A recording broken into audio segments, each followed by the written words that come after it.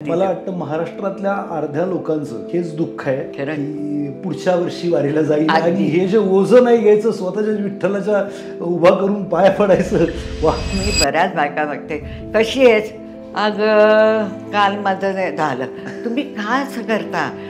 घरी तुम्ही बसता. आता मी माझा मुलगा सून नातवंड यांच्यामध्ये राहते. मिस्टर असं आमचं आहे. सकाळी मी एकत्र चहा पिताना मी जर रोज उठून आज मला काय होतं याची लिस्ट केली तर सगळं वातावरण खराब होतं. ही लिस्ट केल्याने तुमचं जर कमी होणार असेल तर मी तर म्हणते चौकात जाऊन करा. त्याची पॉझिटिव्ह मानसिकता आहे.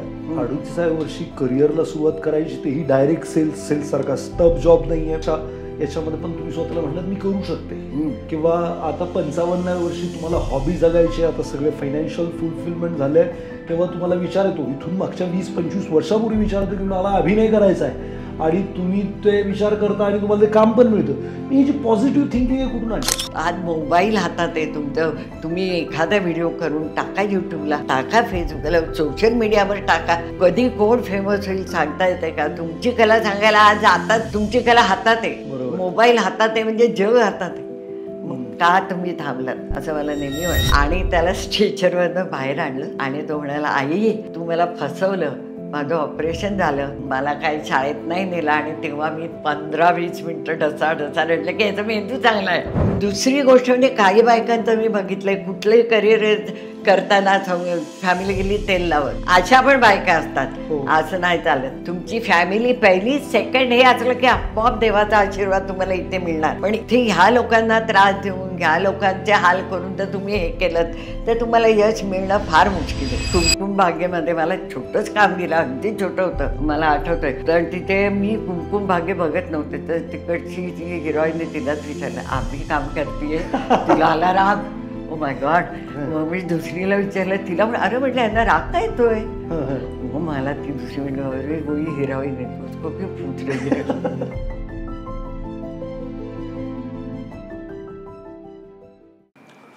नमस्कार. विजेता कॉर्नर रिअल हिरो या पॉडकास्टमध्ये मी आकाश गोंदावले परत एकदा तुमचं मनापासून स्वागत करतो. मित्रांनो, आपण इथे ज्या लोकांनी आपल्या आयुष्यामध्ये काहीतरी असं करून दाखवलं आहे जे इतरांसाठी प्रेरणा देत आहे किंवा इतरांना जगण्याचा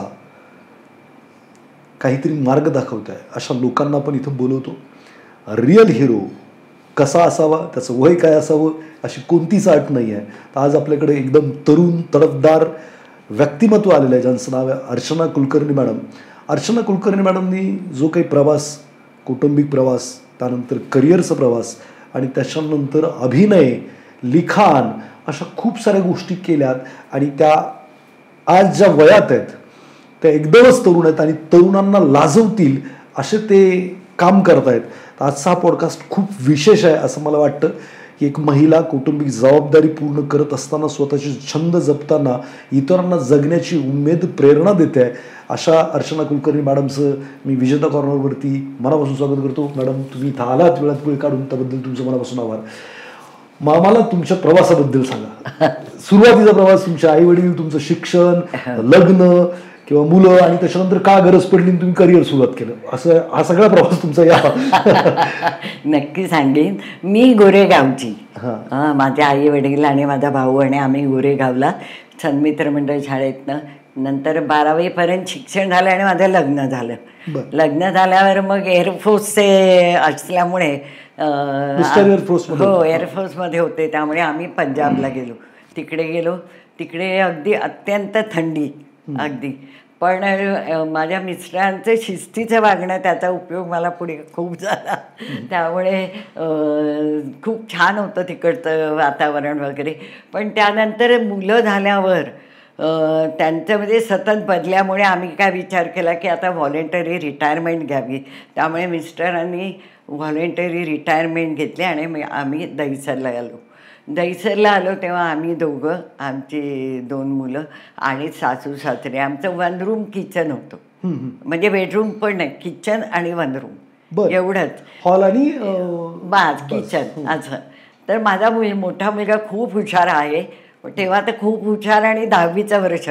तेव्हा आम्ही विचार केला की आता 1 रूम, म्हणजे आम्हाला बेडरूम हवी, याच्यापेक्षा त्याला अभ्यासाला जागा हवी. अशा याने आम्ही मग वसईला एक जागा घेतली आणि 40 वर्षापूर्वी हे लोनचे रेट 14% होते. तर आम्हाला लोन मिळालं 14%. म्हणजे माझ्या मिस्टरांना, तेव्हा मी काहीच करत नव्हते आणि आम्ही दहिसरला झालो. म्हणजे मिस्टरांचा 5,000 रुपये पगार आणि त्यात आम्ही 6 जण. ही किती सालची गोष्ट आहे? जवळजवळ 40 वर्ष बिफोर म्हटल्यानंतर 85 88 वर्ष 19 असेल. तर मग मी विचार केला की मुलं पण तशी मोठी आहेत. मग मी म्हटलं आपण काहीतरी जॉब बघूया. तर माझ्या लक्षात आलं की वसईला एक टाउनशिप होती. तर म्हटलं इथे काहीतरी जॉब मिळेलच मला. म्हणजे 5,000 पगार आहे, हप्ता जातोय, घर खर्च भागवायचा आहे, 6 तोंड खायला आहेत आणि घरची परिस्थिती वाईट आहे म्हणून तुम्हाला जॉब करायचा विचार आला. हा, आणि मुलं आता शिकायच्या वेळेला जर आपल्याकडे पैसा पाहिजे ना. मुलांचं शिक्षण आणि एवढी हुशार मुलं आहेत, ते इंजिनिअरिंग वगैरे करायचं, तर आपण थोडं तरी हातभार लावला पाहिजे घराला, संसारात. नवऱ्याच्या बरोबर बायकोनी पण थोडा असा विचार आला. पण माझं जेव्हा CV लिहायला घेतला त्यात काहीच नव्हतं माझं. 40 वर्षापूर्वी म्हणजे नो इंग्लिश, कम्प्युटर येत नव्हता. म्हणजे आमची अगदी अशी शाळा होती की मला सेल्स मॅनेजर याचं स्पेलिंग पण माहीत नव्हतं, अशी परिस्थिती होती. मी म्हटलं आपण ट्राय, माझा तो स्वभाव आहे कुठेही ट्राय करायचा. नाही म्हणायला हरकत नाही, पण मी ट्राय नाही केला याचं दुःख मला होता कामा नये. म्हणून मी IT गेले. तिकडे रिसेप्शनिस्ट होती. तिने CV बघून हसायलाच लागली आणि मला म्हणाली नाही आहे तुमच्यासाठी जागा. कारण टिपिकल आपण म्हणजे महाराष्ट्रीयन बायका जशा असतो, एक तेल बिल लावून, एक वेणी, हिरव्या बांगड्या, साडी बिडी, अगदी टिपिकल. तर तिने खालपासून वरपर्यंत म्हटलं नाही आहे तुमच्यासाठी जागा. तर मी म्हटलं अय्या मग कोणासाठी आहे? मला उत्सुकता होती, काम मिळालं पाहिजे इथे मला, असं जवळ आहे असं. तर ती म्हणाली सेल्समध्ये आहे. हे म्हटलं मला चालेल सेल्समध्ये. ती म्हटलं आम्हाला नाही चालणार. कारण त्यांना सेल्समध्ये कसं स्मार्ट पाहिजे, ॲक्टिव्ह पाहिजे, हे काय आहे याचा अवतार. पण थोडंसं जेव्हा आपलं हे असतं, थोडंसं लक आपल्याबरोबर पाहिजे असं मला नेहमी वाटतं. तर माझ्या लक्षात आलं की आतमध्ये CMD बसलेत. तर मी तिला म्हटलं 1 मिनटं मला सरांकडे जाऊन देशील का तुमच्या? ते ती म्हणली बरं. नशीब होतं माझं, मी गेले आता सेक्रेटरीने ते बसले होते. तर तिने फोन करून ऑलरेडी सांगितलं हिला फक्त बाहेर पाठवा की आत आली आहे, CVमध्ये काही नाही आहे तिच्या. तर सर म्हणाले की तेव्हा PCO खूप होते, आपल्याकडे मोबाईल किंवा लँडलाईन नव्हतं. तर ते म्हणले ना ऑफिसमध्ये जागा नाही आहे, ऑफिसच्या बाहेर PCO आहे, तिथे बस. काय मला झालं माहीत नाही, मी उभी राहिले. सर PCO में जागा है, काम करना है तो मेरे घर के बाजू में नहीं बैठूं, आपके ऑफिस के बाहर क्यों बैठूं? जब ऑफिस में जगह होगी तब बुलाना, थँक्यू करून मी बाहेर पडली. आणि मी म्हटलं हे काय वेळासारखं बोलले मी. एक तर जॉबची गरज होती, ते तरी मिळालं असतं असं. पण ते वाक्य त्या दोघांना वाटलं की हिच्यामध्ये इथे 0 आहे CV मध्ये, पण तोंडात काहीतरी आहे. आणि मग दुसऱ्याशी जवळच असेल मग त्यांनी पिऊनला पाठवलं की तुला बोलवलंय तिकडे. आणि मी खरंच सांगते, मी त्या गेटच्या आत पाऊल टाकायच्या आधी मी त्या गेटला नमस्कार केला की ह्या गेटमधनं मला सेल्समध्ये नाही सांगितलं आहे, ह्या सेल्समध्ये मी दी बेस्ट होईन तेव्हाच बाहेर पडेन. आणि मी आत पाऊल टाकलं तर मला काम दिलेलं लाईक अ पिऊन, चावी द्यायची, थँक्यू, एवढंच काम दिलेलं, कारण काहीच नव्हतं. मग हळूहळू मी शिकत गेले आणि मग म्हणजे प्रत्येक ह्याच्यासाठी ते म्हणले नाही मोठे लोक, म्हणजे सेल्सचं मोठं आहे ना, मग अर्चनाला बोलवा. म्हणजे ते मी इंग्लिश शिकले, मी कम्प्युटर शिकले, मी हाऊ टू कन्व्हर्ट सेल हे सगळं मी ऐकून शिकले. बाबा हा कसा बोलतो, ही कशी बोलते, कसं बोलायचं असतं सेल्समध्ये, असं करून. आणि दिवाळीत चेक देतात आम्हाला, इन्सेंटिव्ह चेक. तर मला एकच होतं, मला ही नोकरी टिकवायची, मी काम करते, मला हे येतं म्हणून मी करते, हा काही विचार नव्हता. मला ही नोकरी टिकवण्यासाठी जे शिकायला मिळतं ते मी शिकणार. आणि मग सगळ्यांना चेक दिला. तर मला पहिलाच चेक आला तर 16,000. अरे बापरे, पहिल्याच वर्षी? पहिलाच.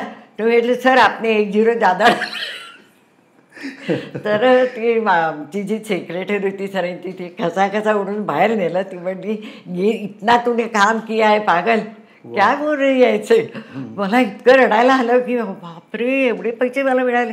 आणि घरी पण खूप सगळे खुश झाले आणि आम्हाला म्हणजे खूपच आनंद झाला. आणि मग मला ते जे इन्स्पिरेशन मिळालं की आता मी मागे वळून नाही बघणार. फक्त मी सगळ्यांना सांगते की मला एज्युकेशन नाही, मला इंग्लिश येत नाही, मला सेल्स येत नाही, माझं वय जास्त आहे, ही कारणं सांगून कुठेही टाळू नका.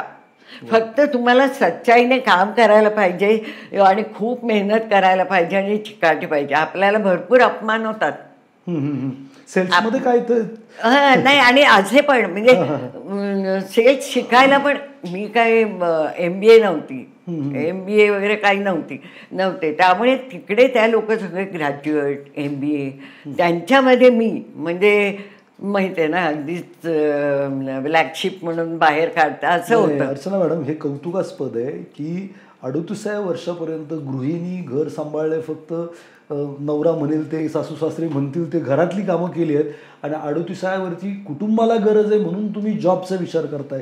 ही रिअल हिरोची निशाणी आहे की यार मी कुठेही ट्राय करणार, मी गिव्हअप नाही करणार. बरं, तुम्ही तिथं मनाने खचला असतात कदाचित काहीच नसतं झालं. अगदी अगदी. आणि तुम्ही पगार किती होता तुम्हाला त्या वर्षी? 1000 सुद्धा नव्हता. बर. आणि तुम्हाला 16,000चा इन्सेंटिव्ह होता वर्ष? हो, इन्सेंटिव्ह. त्यानंतर तुम्ही 50,000, 1,00,000 अशीच घ्यायची. कुठलाही स्कीम निघाली की ते टार्गेट असतं सेल्सवाल्यांना की तुमचे महिन्याला 100 झाले पाहिजेत, तर तुम्हाला हे मिळणार, तुम्हाला अमके झाले पाहिजे, तुम्हाला हे मिळणार.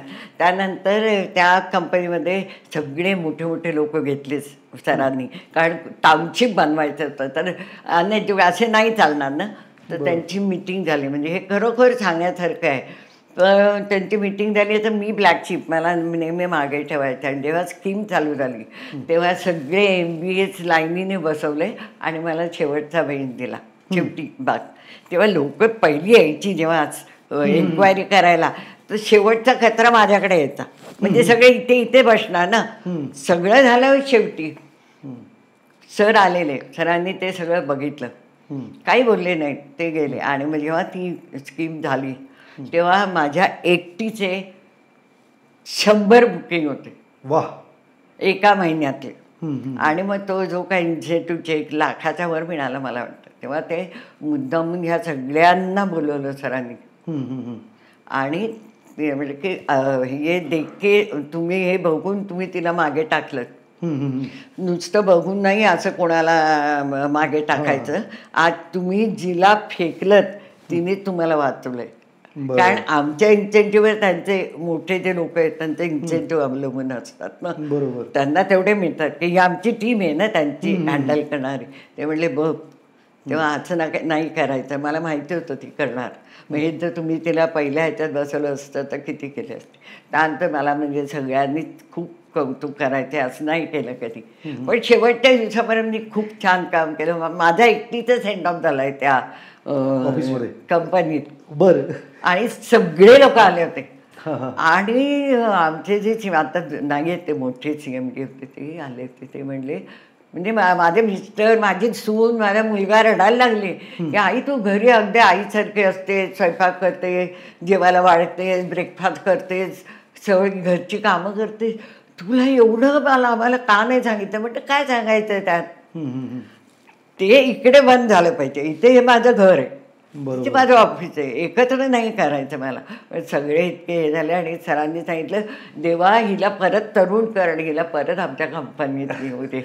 आणि आमच्या दुसरे CMDने सांगितलं की जोपर्यंत तू जिवंत आहेस आणि मी जिवंत आहे या कंपनीत तू कधी ये, कुठल्याही वर्षी ये, तुझी सीट असेल.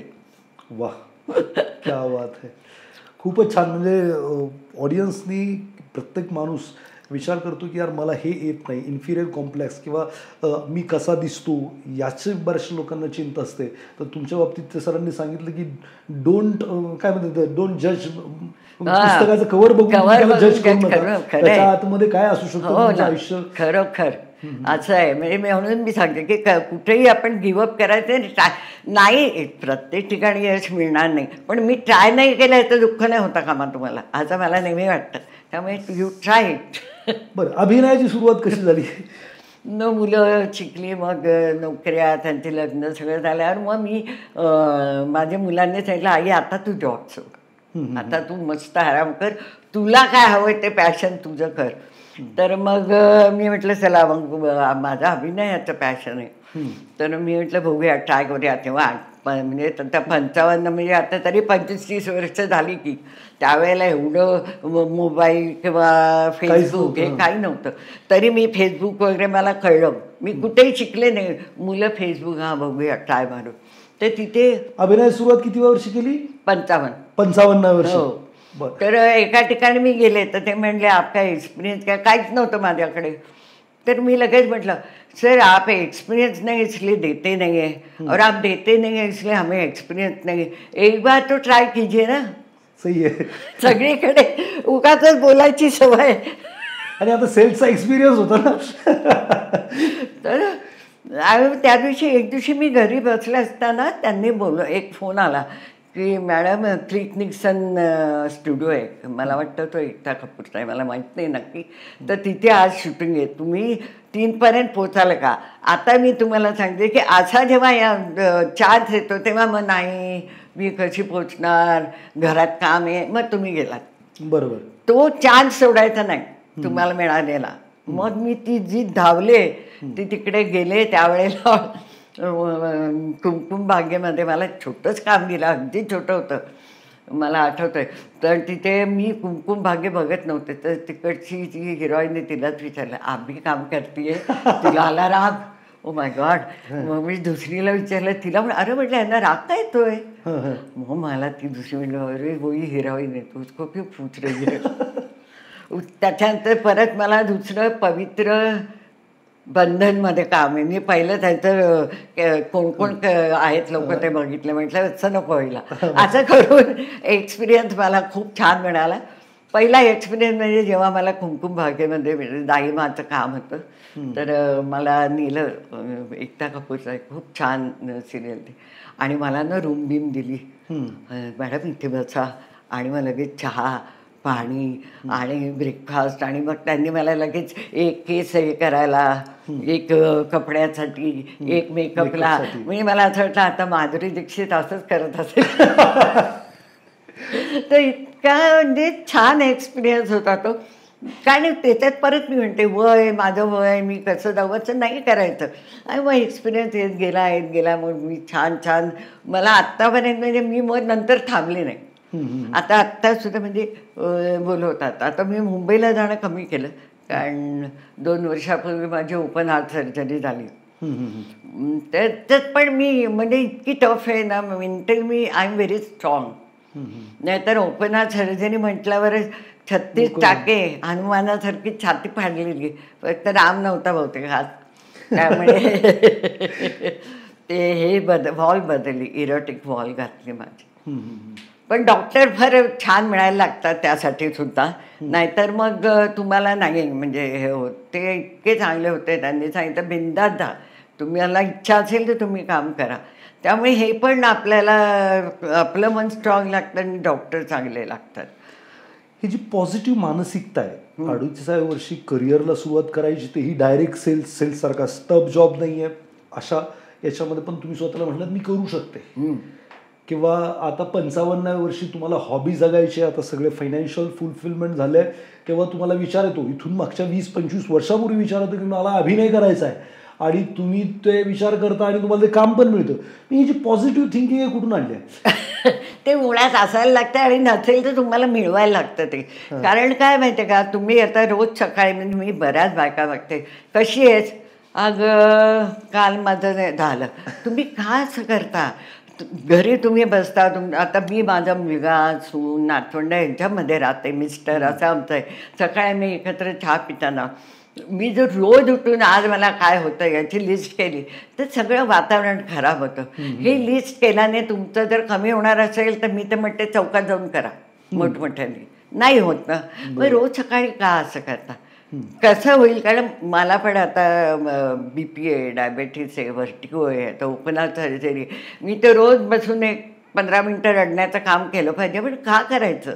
बरोबर. काय ते आहे त्याने कमी होणार, पण बाकीचे लोक दुःखी होतील की नाही? जाऊ दे ना, अगदी काय झालं तर नक्कीच सांगितलं पाहिजे. मग रोज मी कित्येक जण बघितलेली आहेत. आणि मग मला जेव्हा असं बोलवतात की तू ये ग जरा, म्हणजे आमच्याकडे त्या क्लबमध्ये ये, आमच्याकडे जरा सांग, त्यावेळेला 5-7 बायका तरी येतात आणि म्हणतात आता आम्ही पण तुझ्यासारखं वागणार आहे, बरं वाटलं. म्हटलं हो, तुमचे आधार जर मोठ्या मोठ्या रडण्याने कमी होत असतील तर मी तर म्हणते चौकात जाऊन रडा, कमी होतील ना आधार. पण असं होत नाही ना, मग लोकांना का त्रास द्यायचा?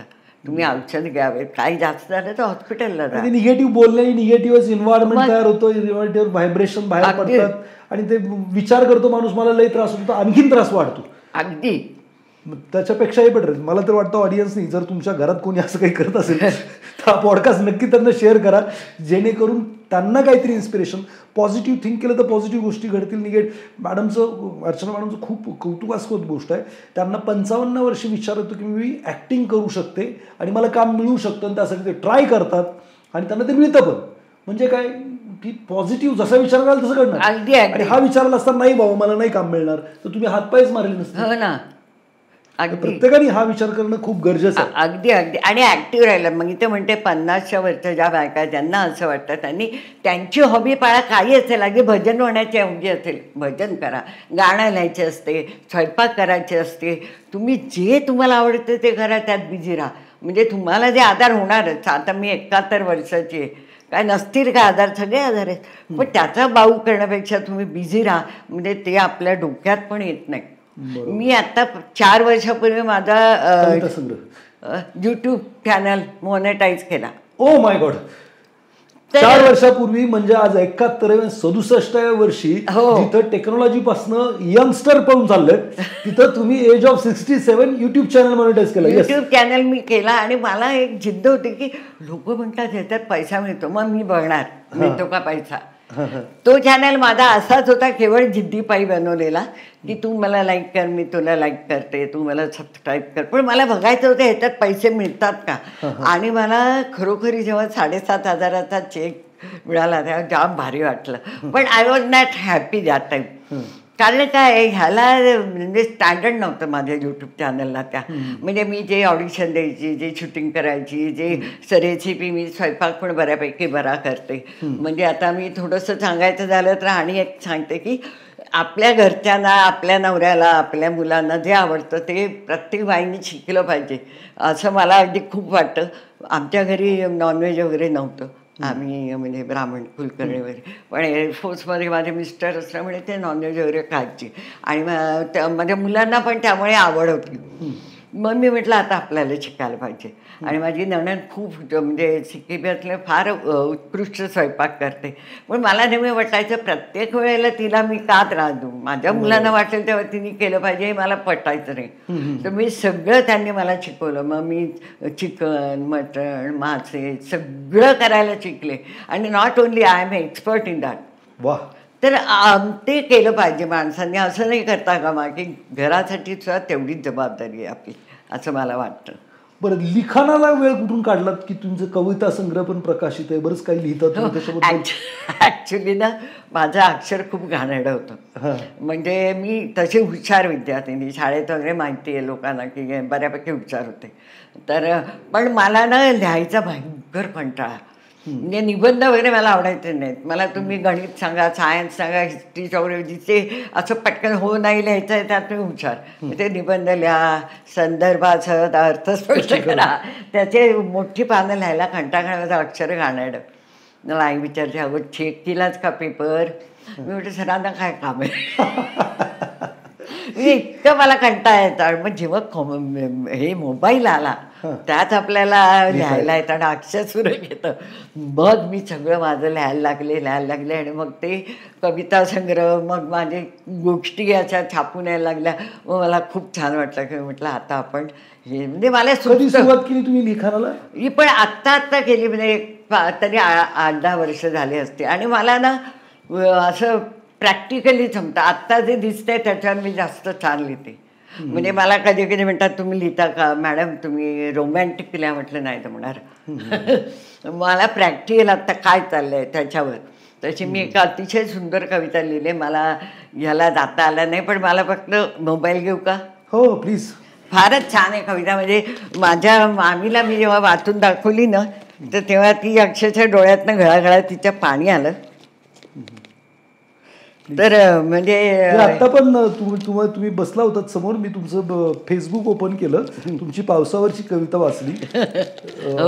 माझ्या पूर्ण लक्षात नाही, पण अशाही लक्षात आलं की पावसा किती पडशील बाबा, शेतकरी मरायला लागला. हो, म्हणजे असं प्रॅक्टिकल मला जास्त आवडतं. पण मला ही सगळ्यात आवडती कविता की ज्याच्यामुळे मला खूपच सगळ्यांना आवडते ती कविता. मला जाता आलं नाही ना ह्याला वारीला, म्हणजे कोणालाही बरेच जणांना जाता येत नाही, गर्दी असते, ते नको म्हणतात, ते कळलं की नाही. तर त्यावेळेला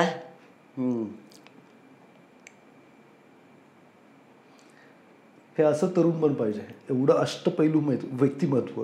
घरातला स्वयंपाक असेल, मुलांचं सगळं करणं असेल, नवऱ्याचं सगळं करणं असेल, त्याच्यानंतर जॉब करणं, पैसे कमवणं कुटुंबासाठी, त्याच्यानंतर स्वतःची हॉबी जपणं, लिखाण करणं, ऍक्टिंग करतात, अजून काय काय करायला पाहिजे एका व्यक्तिमत्वाने. आणि अप्रतिम अर्चना मॅडम. तरी अजून ब्युटी पार्लर, ब्युटी कॉन्टेस्ट तर सांगायचं आहे. त्याच्यात पण तुम्हाला प्राइज मिळाले काहीतरी ना 2022ला. ऍक्च्युली मला सापडत नाही, वेळ घ्या, काही अडचण नाही, पाणी घ्या थोडस. खूपच छान आहे ते. सांगते, मिळाले मला, मी जरा पाणी पिते आणि मग मी ते.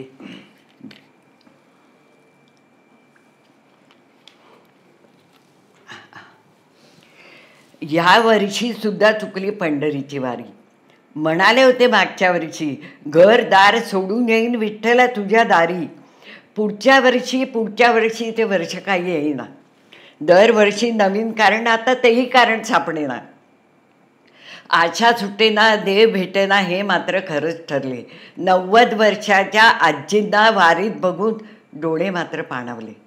ऊन नाही, पाऊस नाही, हरिनामाशिवाय मन कुठेच रमत नाही. मग आमचे मन का बरे इथे तिथे धावते, काही कळत नाही. आषाढाचं आभाळ अथवा रणरणत ऊन, गुलाल बुक्का उधळत नाते वारीतला प्रत्येक जण. चंद्रभागे तिरी अवघा रंगच एक होतो. भक्तांची पांडुरंग भक्ती पाहून खुद्द देवच भारावतो. बघता ते अद्भुत दृश्य जीव कासावीच होतो. पण आपण त्यात नाही, म्हणून आपण देवाची क्षमा मागतो. मग मीच खजील होऊन म्हणते, नसेल माझं पुण्य. मीच खजील होऊन म्हणते, नसेल माझं पुण्य. घरीच बसून म्हणेन राम कृष्ण हरी आणि मन करेन शांत.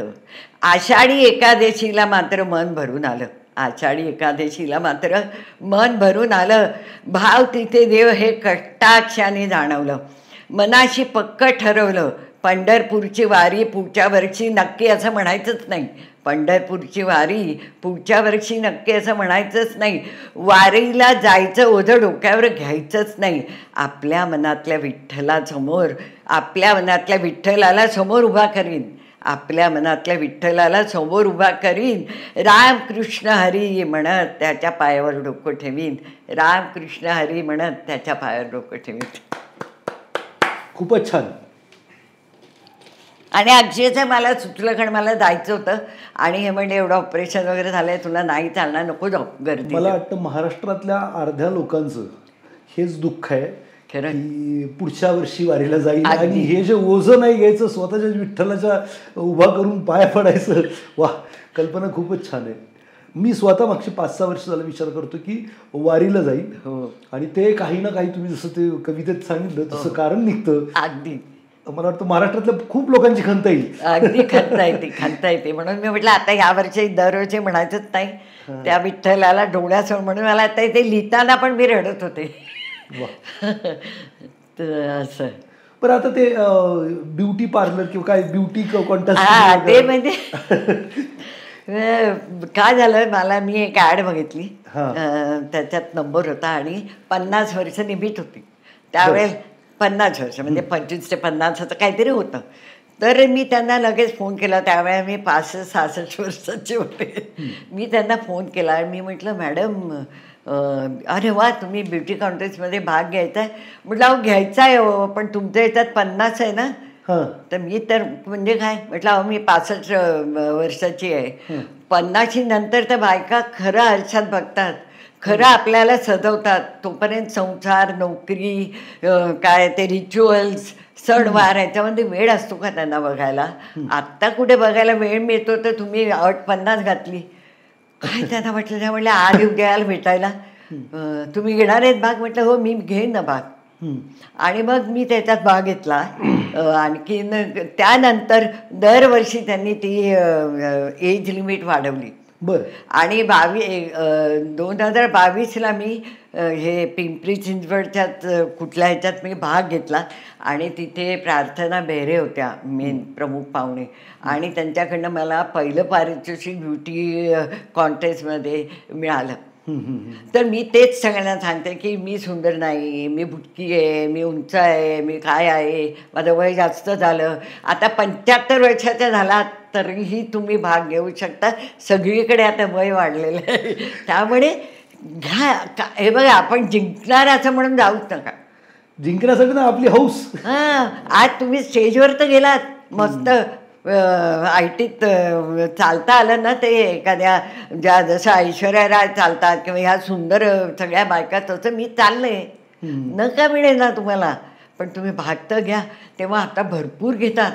म्हणजे त्यांना आता ग्रुप पडायला लागले 50 ते 60, 60 ते 70, 40 ते 50 असे इतके लोक बायका भाग घेतात. पूर्वीशी घेतात आली. त्या कॉन्टेस्टमध्ये किती वयापासून महिला होत्या? मला वाटतं 50 ते 70 असतील.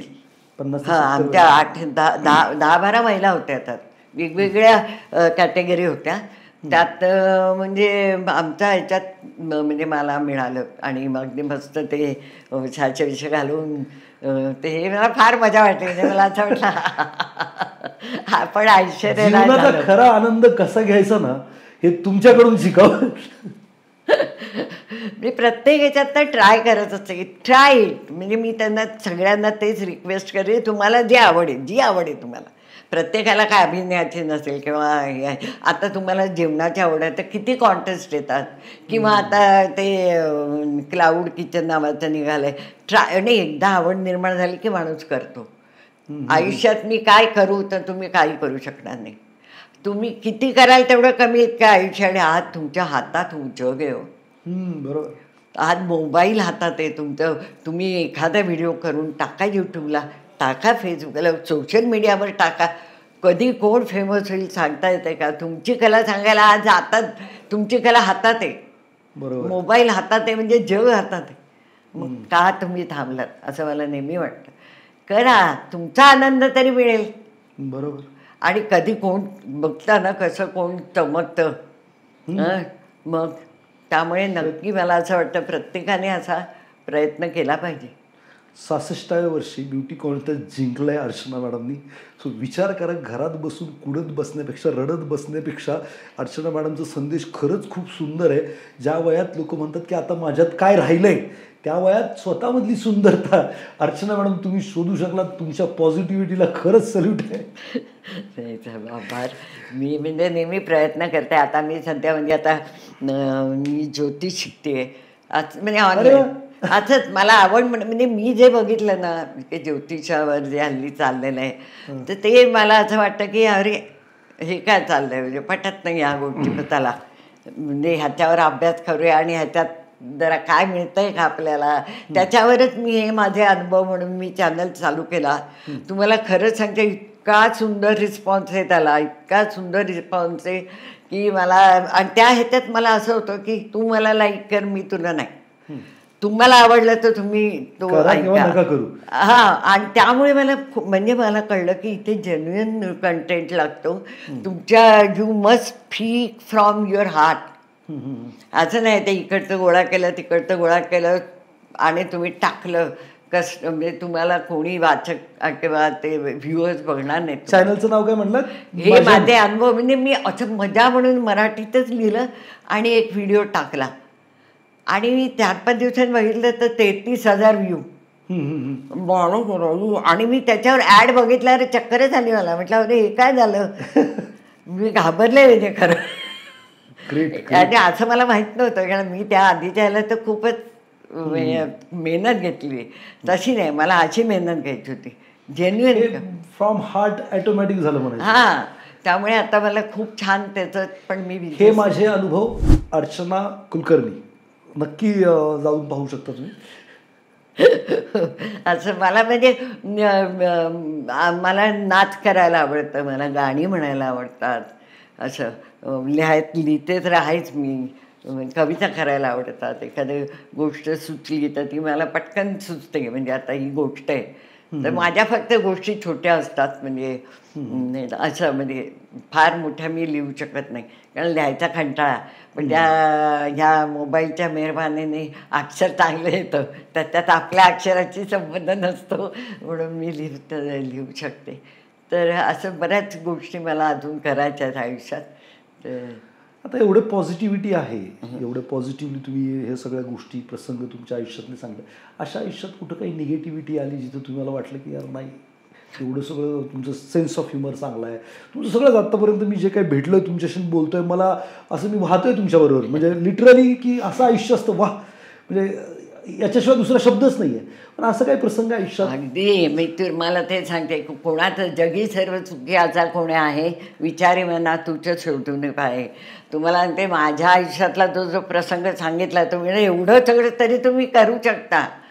तर माझा मुलगा 3.5 वर्षाचा होता तेव्हा सहज असं खेळता खेळता पडला, म्हणजे कुठनं नाही, आणि त्याच्या नाकातनं पाणी यायला लागलं. आता आम्ही काय डॉक्टर नाही, सर्दी सर्दी सर्दी वाटून आम्ही हा डॉक्टर केलं.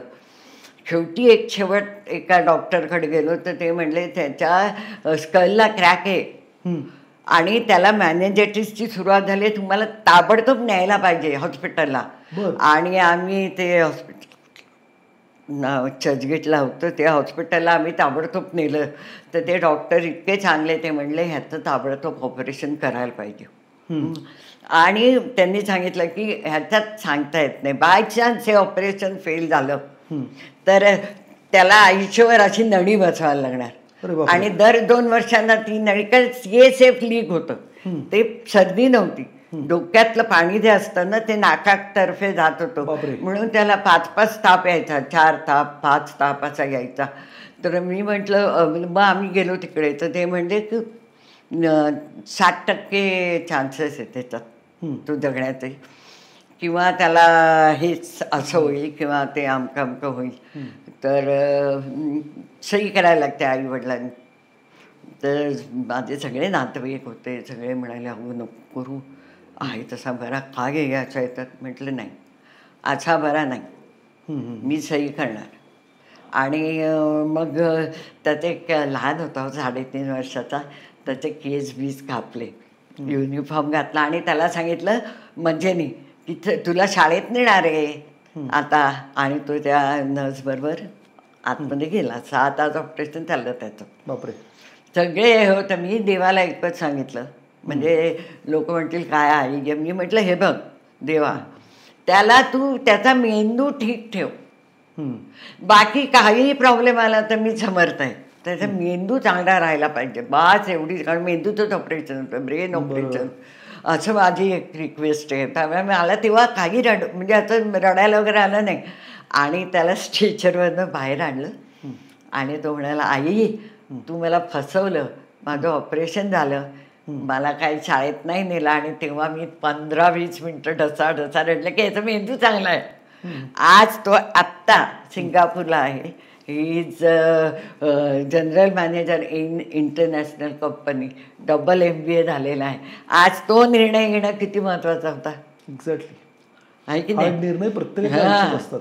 काय असं झालेलं आहे. इथे पण तुमची पॉझिटिव्हिटी आहे. हो, तेव्हा मी सगळे म्हटले काय आई ये अशी दुष्ट असते का, सही दिलीस तू आता तो मी. आणि तेव्हा पण आहे म्हणजे मग आता मराठी मीडियममध्ये घालूया याला, आईच नवी शेवटी. मी म्हटलं हा काय आता शिकणार नाही, डोक्यातच ऑपरेशन, आम्ही काय डॉक्टर नाही ना. तर मी म्हटलं नको इंग्लिश मिडियममध्ये घालूया, काही नाही तर पिऊनचं काम तरी करेन इंग्लिशचं. आणि तो डबल MBA होऊन आज कालच तो सिंगापूरला गेला, मागच्या महिन्यात जर्मनीला गेला. तर असं तर एक चान्स आपल्याला असा पण घ्यायला लागतो, त्यासाठी थोडं कठोर व्हायला लागतं. आई म्हटल्यावर प्रत्येक ठिकाणीच कोमल बिमल होऊन चालत नाही. टफ निर्णय पण घ्यावे लागतात. योग्य ठिकाणी योग्य डिसिजन घ्यायलाच लागतो तो. तुमचं स्वतःचं जेव्हा 80% ब्लॉकेजेस सांगितलं तेव्हा काय विचार होते डोक्यांमध्ये? मला काय मी माझं ऑपरेशन दुसऱ्या दिवशी होतं. तर माझ्या मोठ्या सुनेचे वडील आहेत ना, ते सर्जन आहेत, ते पण आले होते. सगळे आले होते, मुलं, सुना, मिस्टर आणि ते होते. उद्या जायचं 6 तास. तिथे पण लिहून ना की तुमचं असं पण होईल, पेसमेकर घालायला लागेल किंवा तुम्ही कोमात पण जाऊ शकता, सगळं असतं ना. तेव्हा एवढं मोठं ऑपरेशन, हार्ट का हे करणार म्हणजे असतं. तर मी म्हटलं डॉक्टर म्हणजे तिच्या बाबांना माझ्या सुनेरान की मी तुमच्यासमोर ह्या सगळ्यांना सांगते. बायचाच मी कोमात गेले तर ह्यांनी 8 दिवसाच्या वर माझ्यावर प्रेम दाखवायचं नाही. उगाच खर्च करत बसायचं नाही. मुलं आहेत, नातवंड आहेत, सुना आहेत, सगळं आहे, सगळं व्यवस्थित झालं आहे. फुकटचा खर्च माझ्यावर करायचा नाही, तुमच्यासमोर सांगते. किंवा आई राहू दे अशी गेली कोमातनं बाहेर वगैरे करायचं नाही. ब्रेन डेड सांगितला तर त्या क्षणी निर्णय घ्यायचा माझा. आय एम व्हेरी हॅपी आणि मी अगदी आनंदाने हे सांगते. कळलं, असं मी सांगितलं होतं जायच्या आधी. काही नाही झालं मला त्रास. तुम्हाला सांगते, डॉक्टर आले होते, ते म्हणले की तुम्ही ऑपरेशन झालं 4-5 दिवसांनी इन्सेंटिव्हमध्ये होते, मग बाहेर आले. मग मला सांगितलं तुम्ही कमोड घ्या बेडवर. म्हटलं डॉक्टर मी जाऊ शकत नाही का टॉयलेटला? तुम्ही जाऊ शकता, जा. एकदाही मी घेतला नाही कमोड. वा. त्यानंतर एकदाही मी कुणाची मदत घेतली नाही. आणि मग त्यांना विचारलं की मला कॉल येतात शूटिंगसाठी. डॉक्टर फार चांगले, म्हणजे म्हटलं डॉक्टर चांगले मिळायला लागतात अशा वेळेला. घाबरवणारे असे तर आयुष्यभर आपण घाबरतो. मी म्हटलं शूटिंगला जायचंय मला, तर जाऊ शकता का? ते म्हणाले तुम्ही तिथे काय हमाली करता का, वजन उचलता? म्हटलं नाही हो. अहो दादा तुम्हाला जावंसं वाटतंय ना, जा. मी 3 महिन्यात शूटिंगला. फंटास्टिक. म्हणजे विचार करण्यासारखी गोष्ट आहे आणि खूप मोलाचा संदेश आहे. आपण भावनांच्या आहारी जातो. खूप साऱ्या लोकांचं कमर्शलाइज हॉस्पिटल झाले, डॉक्टर झालेत. मॅडमनी खूप चांगलं सांगितलं की जर ब्रेन डेड झालं किंवा काय झालं, भावनिक न होता एक प्रॅक्टिकल अप्रोच त्यांनी त्यांच्या मुलांना सांगितलं आहे. कदाचित या पॉडकास्टच्या माध्यमातून प्रत्येकाने हा आत्मसात करण्यासारखा विषय. आज ना उद्या जायचंच आहे. आज ना उद्या आपण काही परमनंट पृथ्वीवरती राहायला आलेलं नाही आहे. विनाकारण मुलांचं, नातवंडांचं भविष्य खराब करून पूर्ण परिस्थिती, आर्थिक परिस्थिती ढासळून घेण्यात काहीच अर्थ नाही. थोडंसं प्रॅक्टिकल निर्णय ऑडियन्सनी पण घ्यावेत. असं कोणाच्याच आयुष्यात घडू नये, पण जर घडलं तर मॅडमचा हा संदेश तुमचा खूपच छान होता. अर्चना मॅडम, पुढं जाताना आता बरेचशी चर्चा झाली आहे तुमच्या जीवनावरती. अशा जीवनातले असे 4-5 लोक ज्यांच्यामुळे तुम्हाला वाटतं की तुम्ही इथं आहात किंवा हे जे यश मिळालं आहे त्याच्यामध्ये त्यांचं कॉन्ट्रीब्युशन नसतं तर कदाचित ते नसतं मिळालं. अगदी अगदी. एक तर मला माझ्या आईने नेहमी सांगितलं होतं की नुसतं बसायचं नाही, आयुष्यात सतत काहीतरी करत राहा, ॲक्टिव्ह राहा आहे. आणि या फॅमिलीचा सपोर्ट हा अत्यंत महत्त्वाचा आहे. म्हणजे माझी मुलं, माझे मिस्टर ते 100% कोऑपरेटिव्ह आहेतच. पण माझ्या सुना, आता मी निघाले तर माझ्या सुनेनी आई हे घाला, आई हे, कुठली सून, आजकाल सून आणि म्हणजे माझी मुलगीचे म्हणजे म्हणायचं सुना आहे त्या दोघी, तर त्या इतक्या मला सपोर्ट करतात.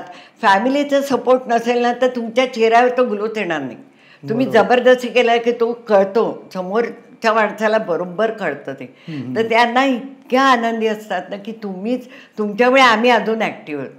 माझ्या दोघी सुना एकदम कर्तबगार आहेत.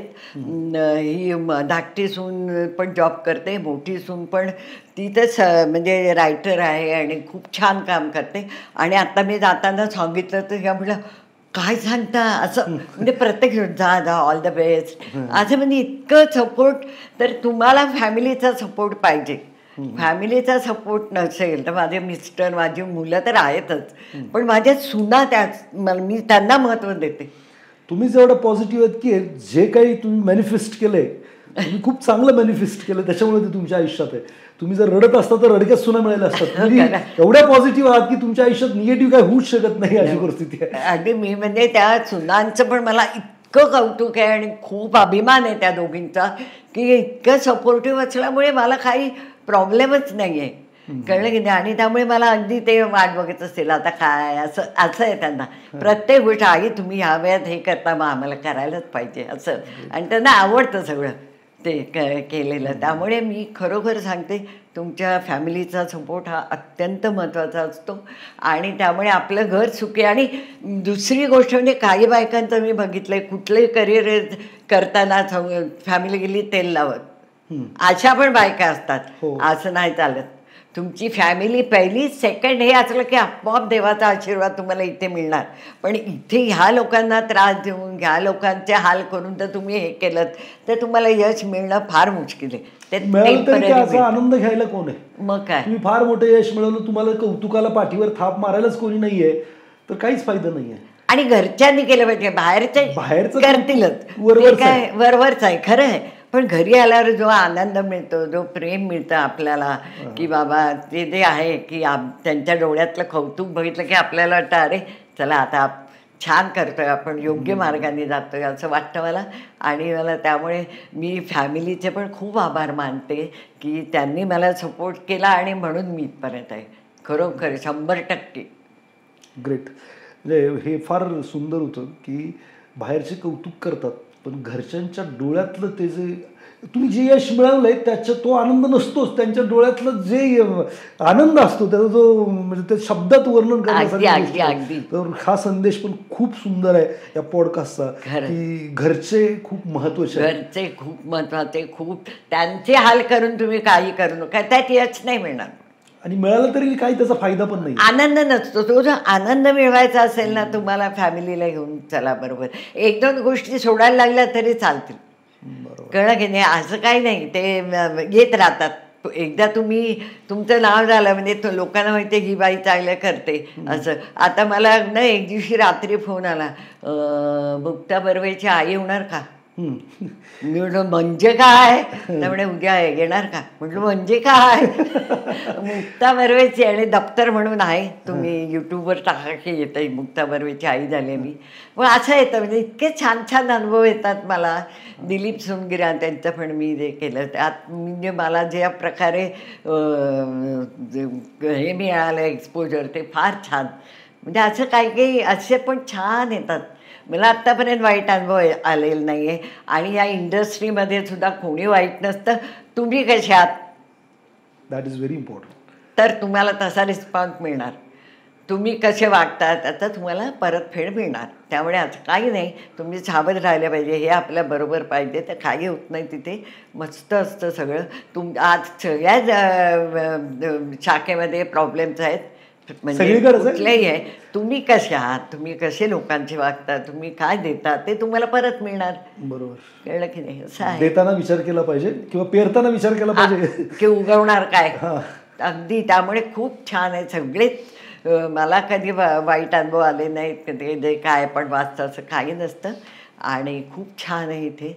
आणि सगळ्यांनी म्हणजे 50च्या वयाच्या तर सगळेच आहेत स्त्री असो पुरुष असो जगा छान. हे एकदाच मिळतं आयुष्य. परत आपल्याला माहीत नाही पुढचं आयुष्य काय आहे पुढचा जन्म काय आहे. व या जन्मात रडू नका कमीत कमी रडा.